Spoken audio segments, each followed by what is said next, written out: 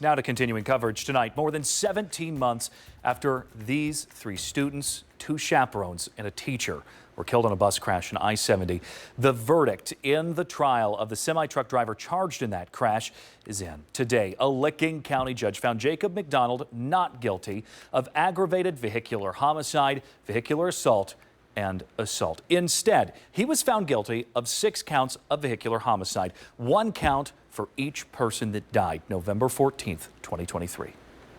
I find that Mr. McDonald is criminally responsible for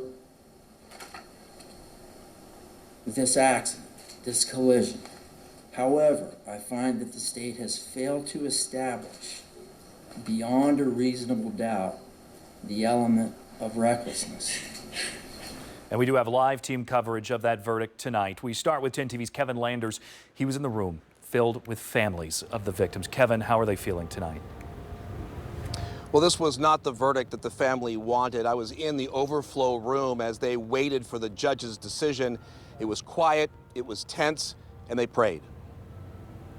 They held hands in prayer. They hugged one another tightly, and they wore T-shirts in memory of the 6 who were killed. When the verdict was read, silence, cries, hurt, anger. Danielle Gettle's daughter, Bryn, was walking to the bathroom when her charter bus was struck by 61-year-old Jacob McDonald, who was behind the wheel of his tractor trailer. If you could speak to Mr. McDonald, what would you want to say to him?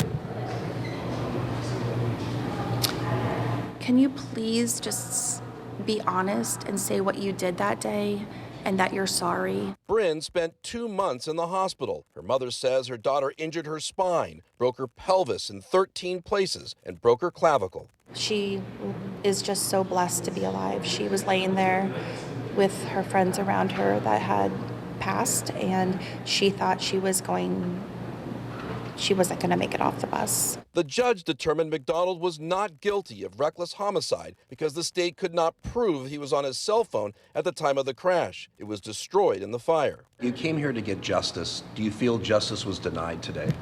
100%. And Bryn was able to walk again. She graduates in June and was now headed to Kent State, where she'll study nursing. Jacob McDonald will be sentenced at a later date. The family hopes then that they'll get an apology for him for the tragedy that he caused.